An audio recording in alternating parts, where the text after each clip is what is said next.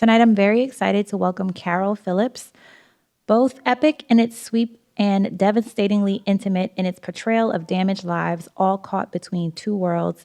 Another Man in the Street lays bare the traumas that often overtake personal relationships in the wake of transforming societies and the high price of attempting to reinvent oneself. Caryl Phillips is the award-winning author of 11 novels, 4 stage plays, and 5 volumes of nonfiction, in addition to numerous radio plays, scripts, and essays. A View of the Empire at Sunset from 2018 focuses on the life of Dominican-born writer Jean Reese. Identity, migration, and history are among the main themes of his writing. Please join me in welcoming to Politics and Prose, Caryl Phillips.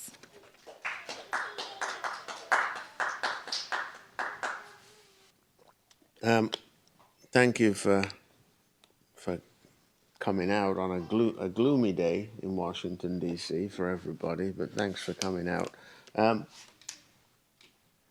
I think following the normal format of these things, I'll read a little bit. I'll say a little bit about this novel. I'll read a little bit, and then happily take any questions or conversation that you have as a result of it. I didn't hear the introduction, but I think, basically you can never really tell, particularly near the beginning of reading from a novel, once you've published it, what kind of questions you're going to get or what areas people will want to focus on. So I'm not predicting anything. So anything you want to say, just ask.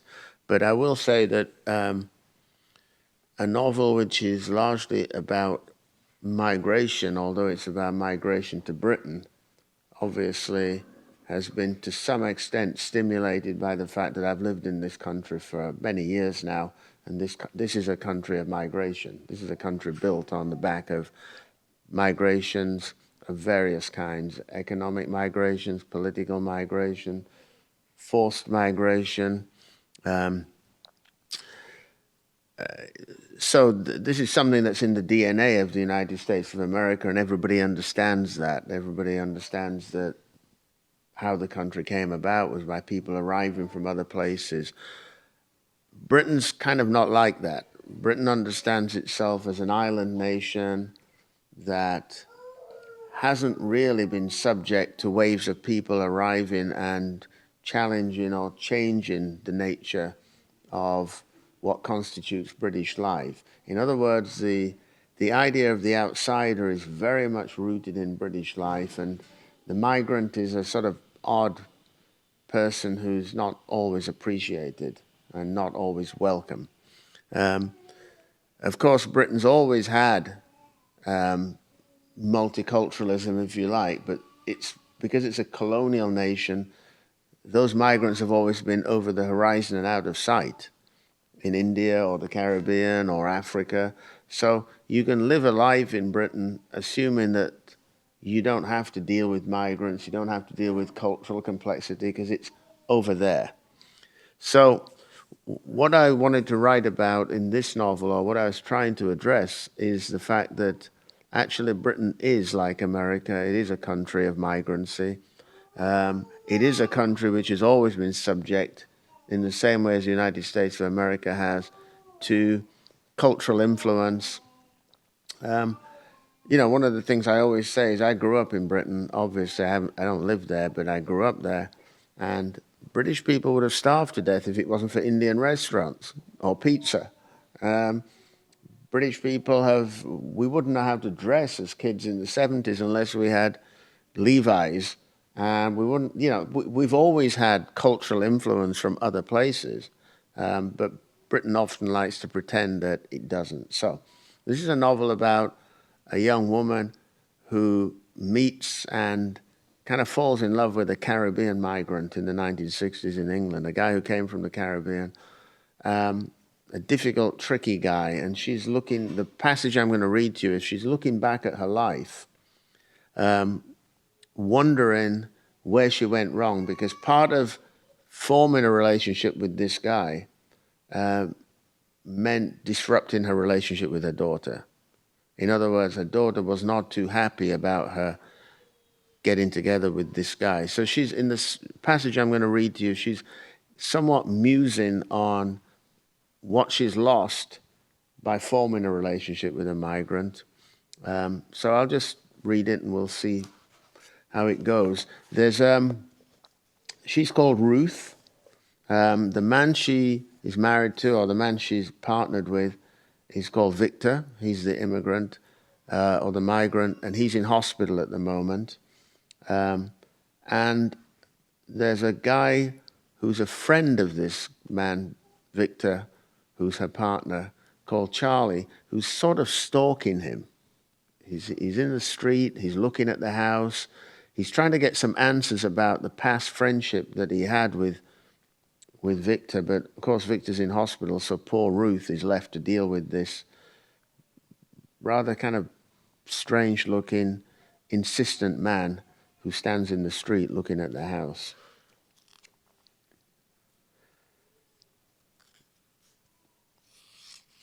Ruth nervously fingers back the net curtain and looks down into the street.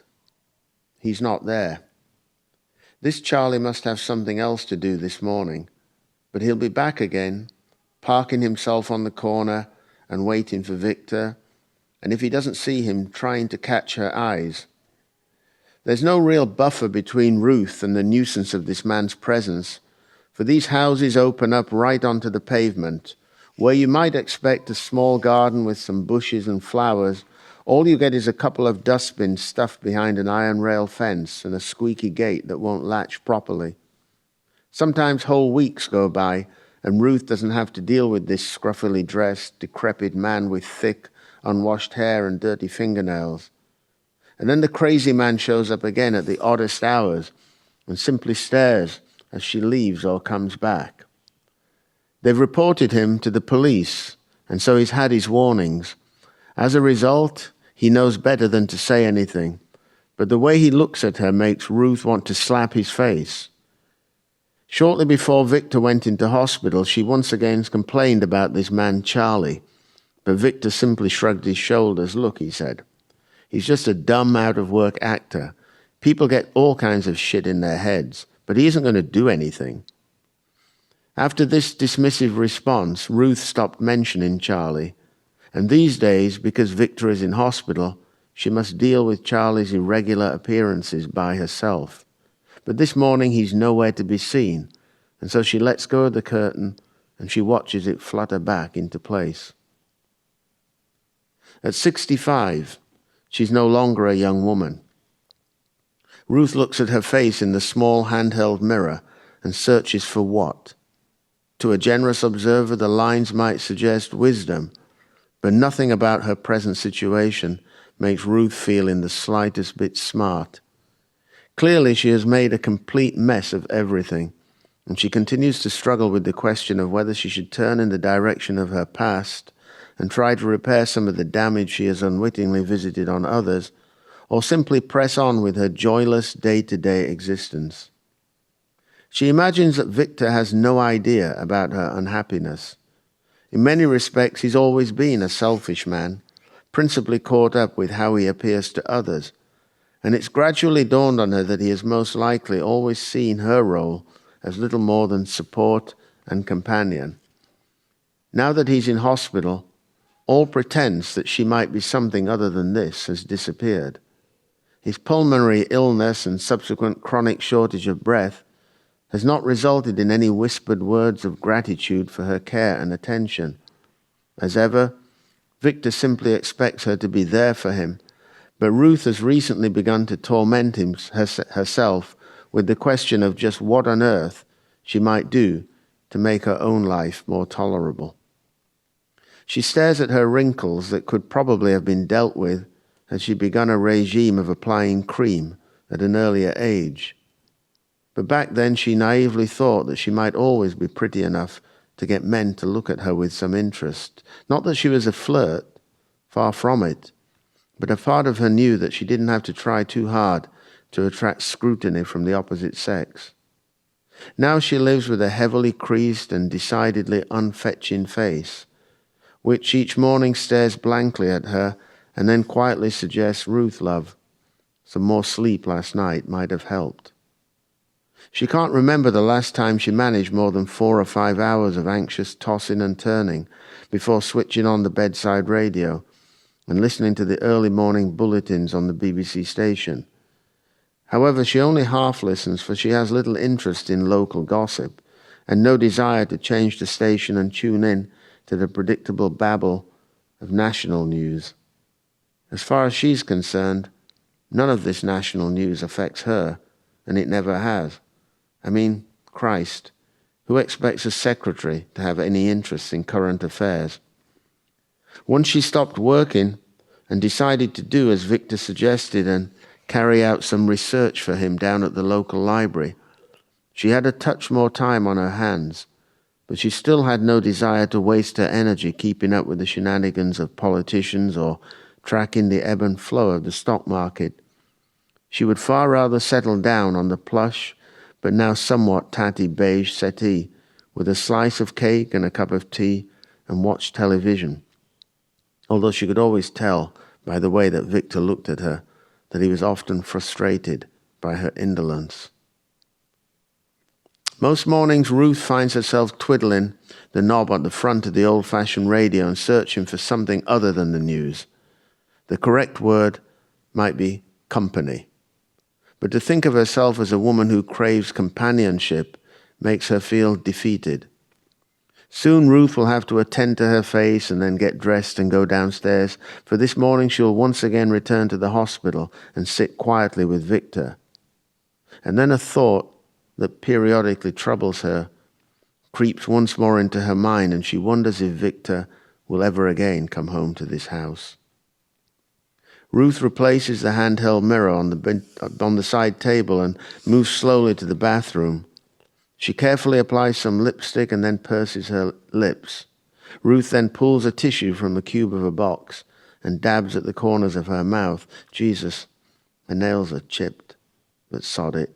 Nothing she can do about this now. There's not enough time. She takes a deep breath and tosses the used tissue into the rubbish bin before tucking a stray piece of grey hair behind an ear.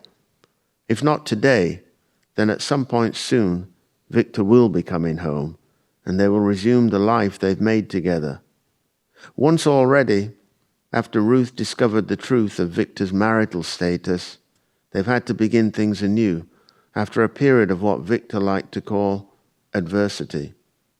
To her mind, Victor's hospitalization might well be regarded as another period of adversity.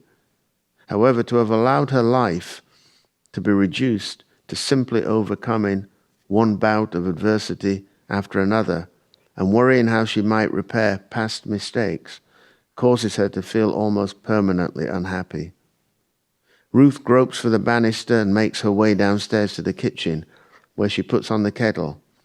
A quick cup of coffee while she stands at the formica-topped counter, and then she will make the short dash to the end of the street and line up for the 7 o'clock bus, alongside office workers and teachers, people who, given the emotional turbulence of her own world, appear to have enviably mundane routines to their lives.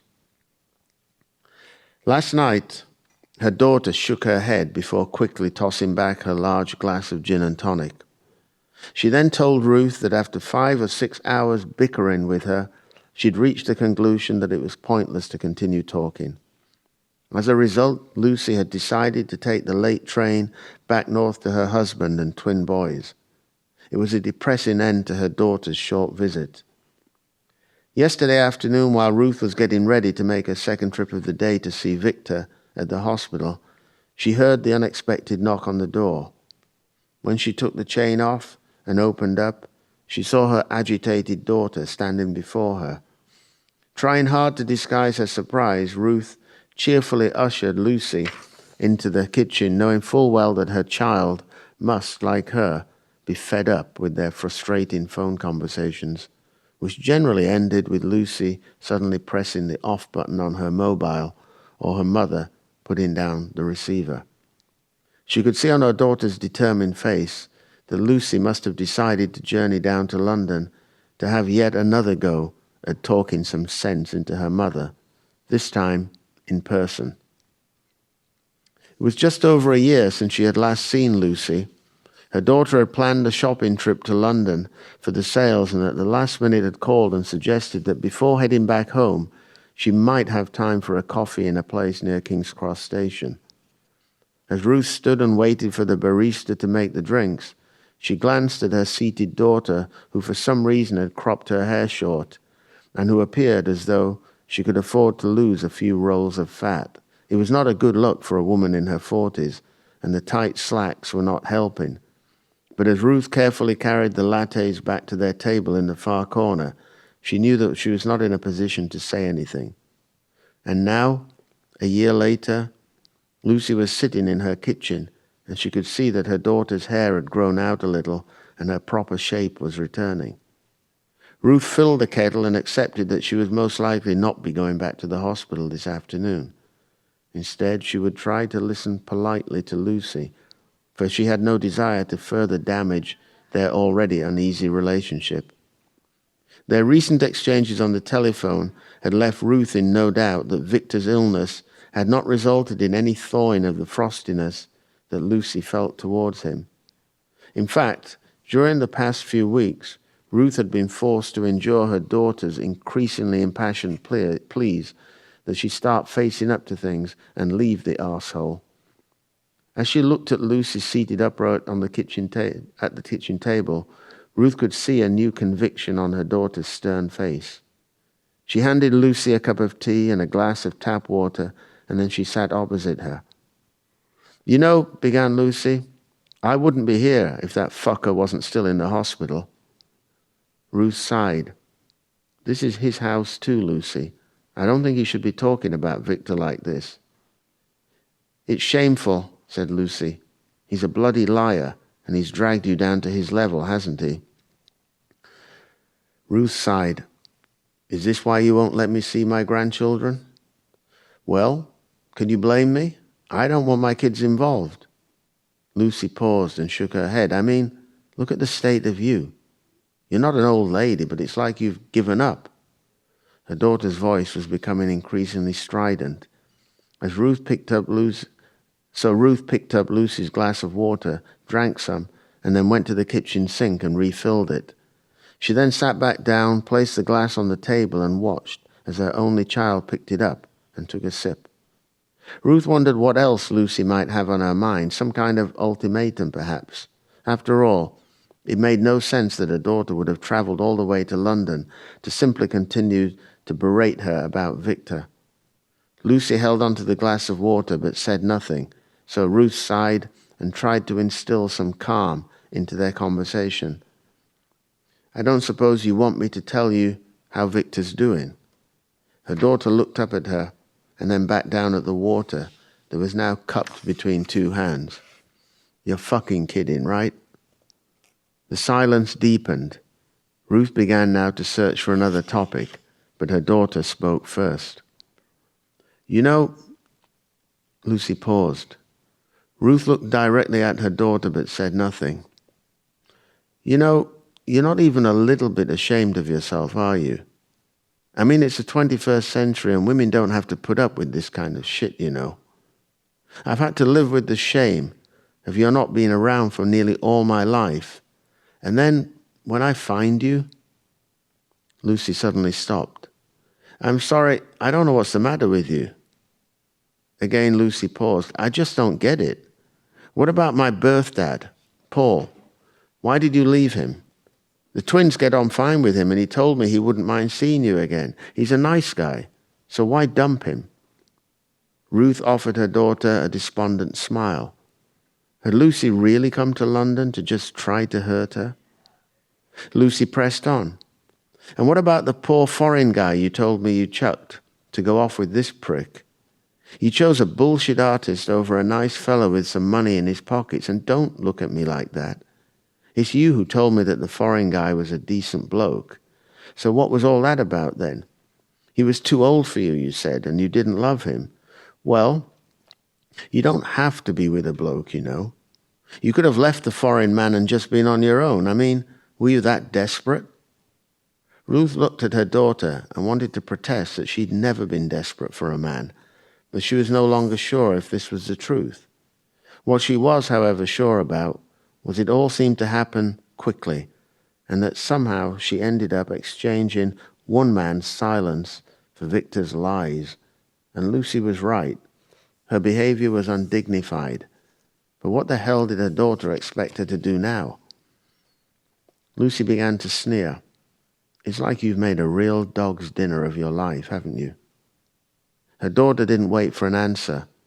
Well, do you want to see my birth dad again? Ruth looked closely at Lucy, and for a moment she wanted to remind her child that, contrary to what she seemed to believe, her mother's life had not begun on the day that Lucy was born. What she required from her daughter was patience, compassion even. But as she stared into Lucy's angry face, she understood that now was not the time to be asking for this kind of consideration. A few hours later, Ruth watched as Lucy poured a second large glass of gin and tonic and then plonked herself back down on the settee. Ruth had suggested that the cluttered living room might be more comfortable than the kitchen, but she felt self-conscious, for her daughter could now see her bare legs and her shoes, which were permanently scuffed, and it must have been permanently clear to Lucy that all was not well with her mother on any level. Look, sputtered Lucy, you've got to start putting yourself first. He lied to you. That's what he does. He just lies. Ruth could see that her daughter was drinking too much, but Lucy had long ago confessed to her mother that she had a weakness for the bottle. Her daughter liked to laugh and claimed that it was a genetic problem, one that she had inherited from the family who adopted her. But Ruth understood that this joke was designed to upset her, and so she never rose to it. However, if occasionally overdoing it with her drinking was the only mistake that her daughter made in her life, then there was little for Ruth to worry about. She stared closely at her child and wondered if Lucy would ever truly forgive her for giving her up for adoption. In fact, do children ever get over such abandonment? Honestly, sweetheart, if you want to go, then go. Finish your gin and tonic and take the train back to your nice husband and your twins. I understand. But Ruth said nothing, and Lucy continued to sip at her drink, and Ruth's mind drifted. And when she came back to herself and caught herself, she could see her daughter staring pitifully in her mother's direction. Seriously, Lucy, she thought, please stop looking at me like I'm something the cat dragged in. I'm your mother, and you're in my house. It might not be much of a house, and I've clearly not been much of a mother, but I'm trying. Really, I am. You know, Ruth began, you're welcome to stay the night. Lucy smiled weakly and then shook her head and downed her drink. I know, she said. She stood up. But I've got to get back to Matthew and the twins. When you're ready, you can let me know about my birth dad. He really would like to see you. Ruth hears the kettle beginning to boil, and she shakes herself out of her reverie. At just 2 o'clock in the morning, Lucy had texted her to let her know that she was back home safe and sound. At least there was that gesture from her daughter. But it pained Ruth to consider that it was unlikely that Lucy was ever going to let her be a grandmother to the two boys. Glancing at the clock on the microwave, Ruth can now see that she still has a few minutes to have her coffee and then get to the end of the street in time for the 7 o'clock bus. She pours the water on the granules, quickly stirs, and then discards the spoon into the sink with a loud clatter. She moves to the window and once again peers out. He's not out there. But really, what does this idiot Charlie want? To spit in Victor's face? To be given money? Or maybe this bothersome man who stands in the streets simply wants the same thing from Victor that she does. A proper explanation. Anything but the unnecessary affront of silence. Thank you.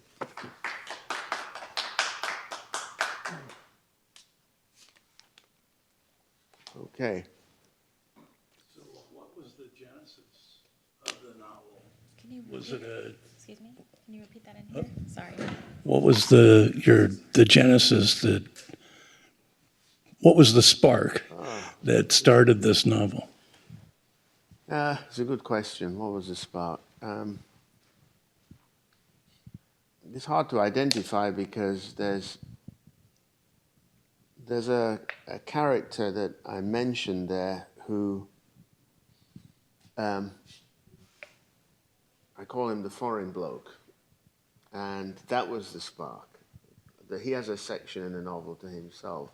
There was a period when immigrants started to come to Britain after the war, particularly immigrants from the Caribbean, who didn't have anywhere to live. They couldn't find place. Nobody would rent places to them.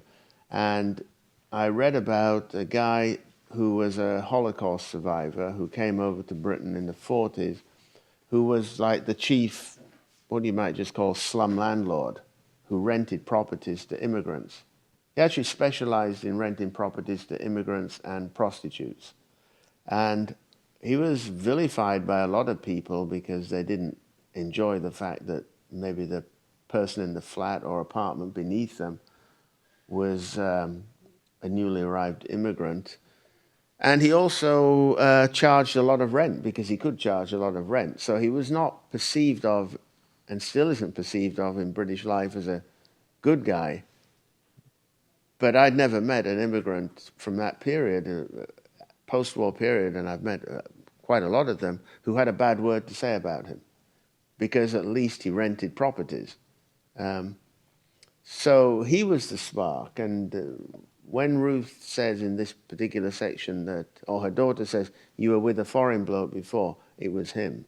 So he has his own section. So that was the spark to try and look at his life. What might make somebody decide that he felt compassion towards people who were displaced, and in this case, mainly immigrants from the Caribbean, and give them a roof over their head.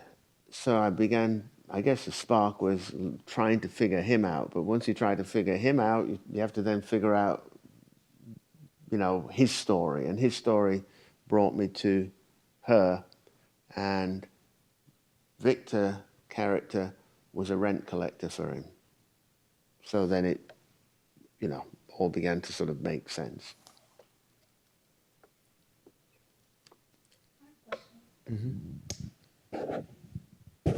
What can you explain about the dynamic you were trying to convey between Ruth and Lucy? Seems like a lot of tension there to explore. It seems like a fascinating and complicated mother-daughter relationship. I think most mother-daughter relationships are complicated, in my perception of them, in the same way that most father-son relationships can be very complicated.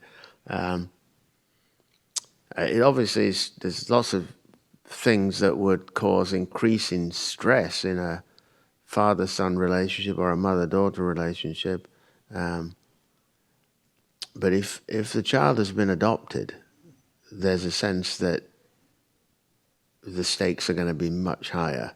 There's a sense of abandonment, there's a sense of misunderstanding, there's a gap, which always exists, I think, between the generations, but it's given extra tension and extra problems if at some point, for reasons that perhaps the child doesn't accept or doesn't understand, you've been given up to somebody else.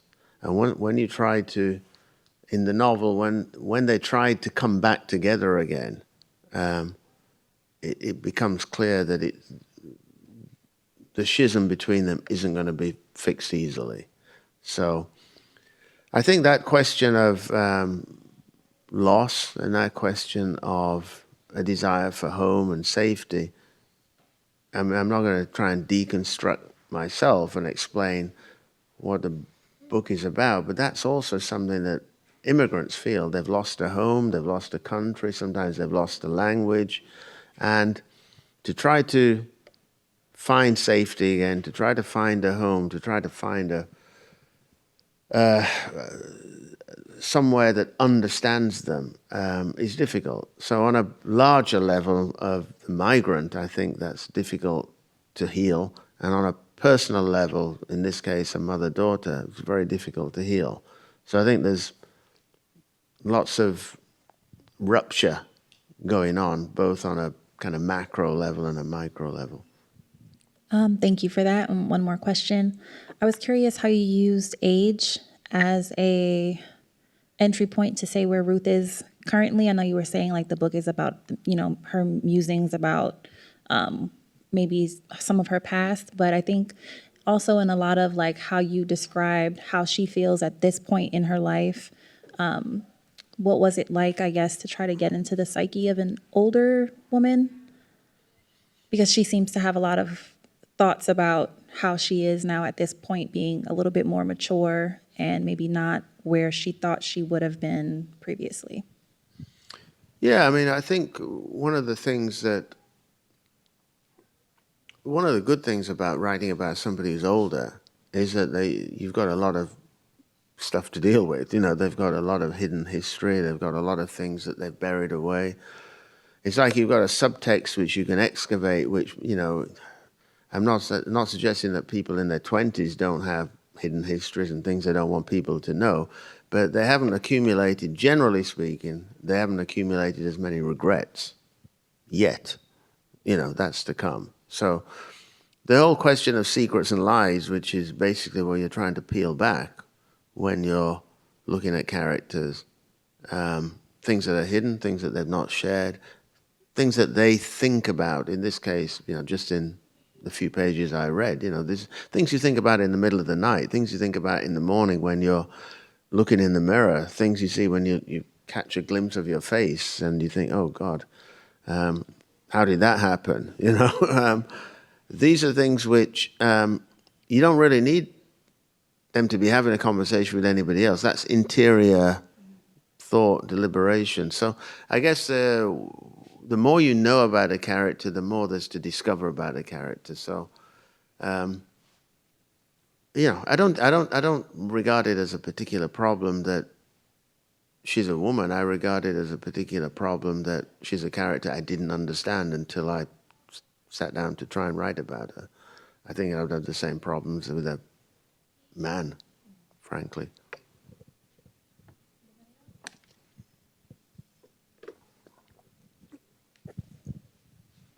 So, within your own family and friends, have you had people who were adopted and seen how they interact with the question of why was I given up? Yeah.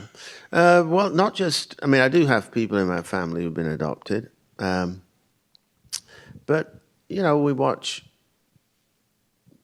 films, documentaries, we read about people who discover their parents or discover that such and such actually isn't their parent or discover their birth mother. So I've never done any, I know people who do scholarship in this work, write academic papers about it, I know people who work in homes, children's homes, where they're looking to place people who are who need to be fostered or adopted, and so I'm reasonably familiar, but without being an expert about it. When I was younger, I worked in a children's home, so a lot of those children were looking for homes. So, but it wasn't it wasn't anything that I consider myself to be any particularly, I'm just exposed to it in the way that I think a lot of people are. You have friends who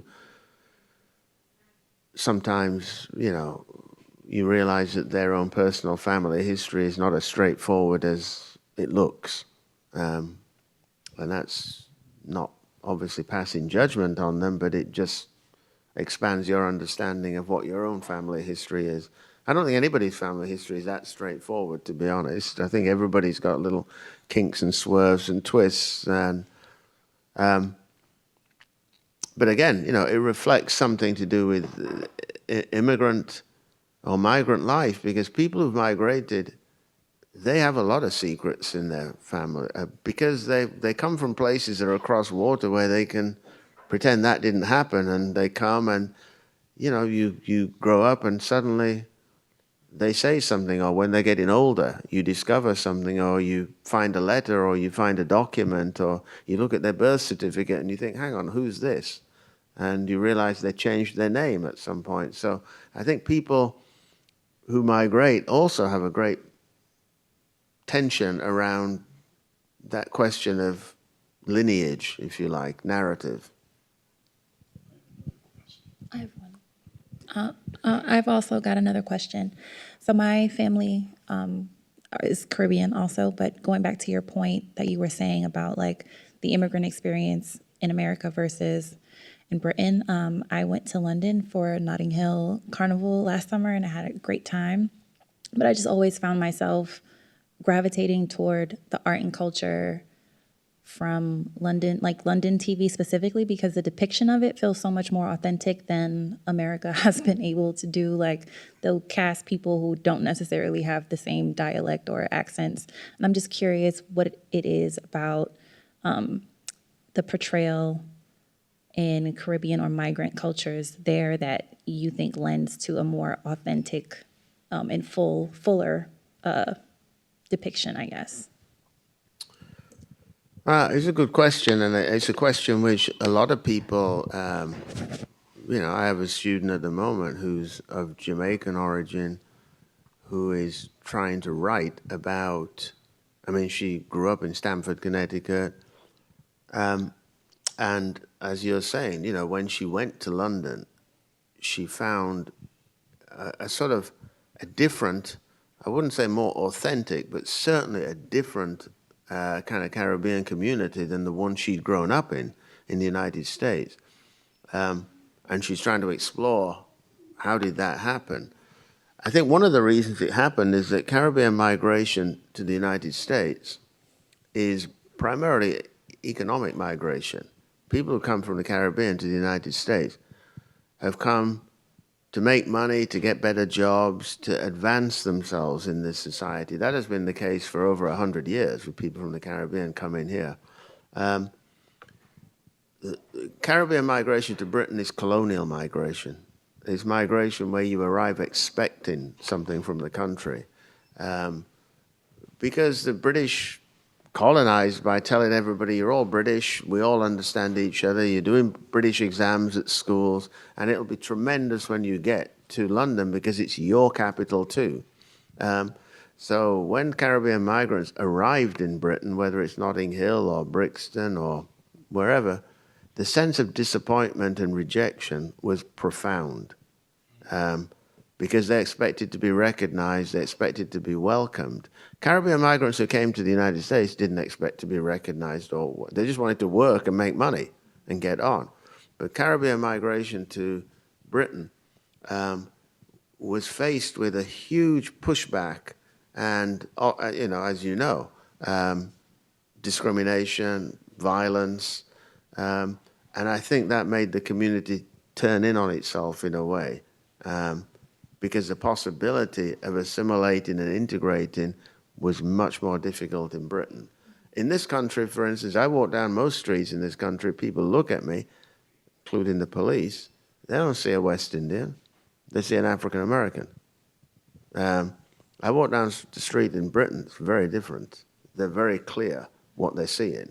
So it's a very different interaction with the society, and I think it's bred a different cultural response in the arts, in music, in fashion, in theater, in literature. It's a very different response from in this country.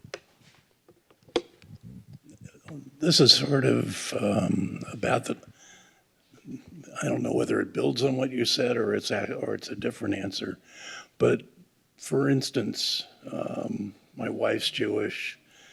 Her grandmother, when she arrived at Ellis Island and, left with her entry into the United States, ended up that her name was Mary, which is not, it's not a Jewish name. Mm-hmm. Far from it. And so were the British more recognizing the real names of people, or did you, or people or people are older than you, have their names changed as they came into the country? Well, not really from the Caribbean, because most Caribbean migrants arrived as English-speaking Christians. So there was no necessity to change the names. There were also British passport holders. So there was no, that, the trauma of the Ellis Island arrival where they can't pronounce your name, you can't speak the language, they can't speak your language. And in that encounter at Ellis Island, people's identities changed quite radically, just right there at the counter. That didn't really happen for Caribbean people because they were very clear who they were. The names were pronounceable. The names were sometimes recognizable. They're very anglicized names. So that didn't happen. The type of trauma that was inculcated into the soul of Caribbean migrants really, as I say, revolved around familial rejection. You know, there's a reason why Britain's called the mother country, but the mother rejected them. Right. And that's the trauma that was inculcated into them.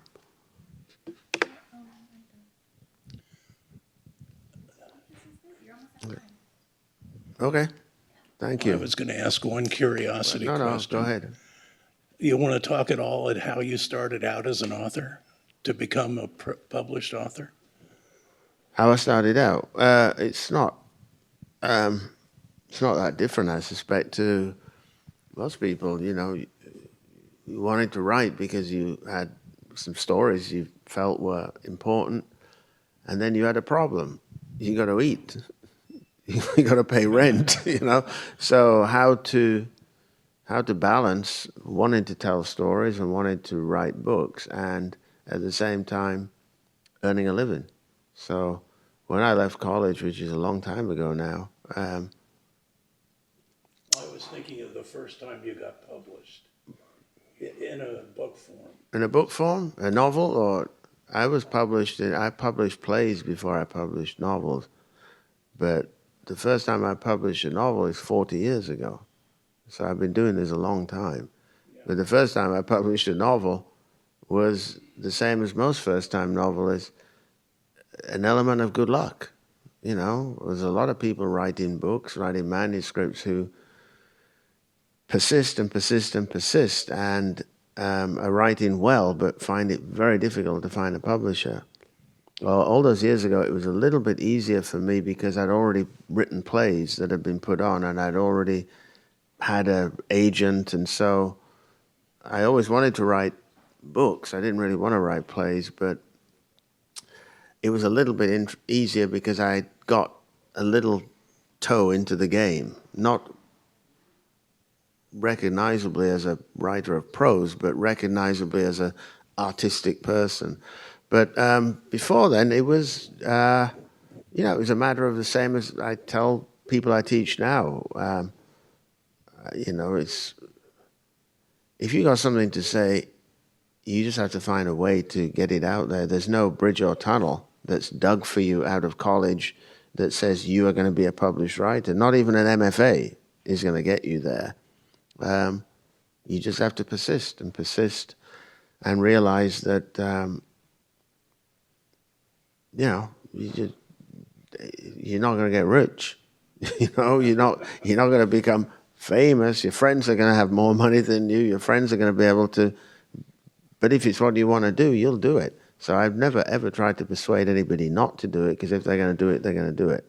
And I left university with everybody telling me I was stupid because I became unemployed, basically. I didn't follow through on the fact that I had a degree, that I'd been to Oxford. I didn't follow through on it. And they said I was stupid. And perhaps I understand their anxiety.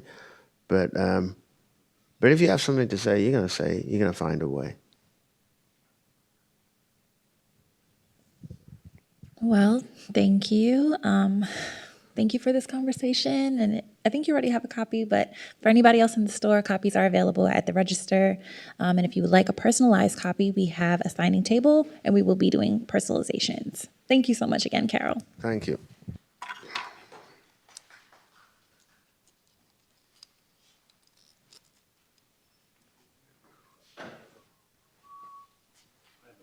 You have a pen, all right. Yeah. I came, first time I saw you was at Chapters and it was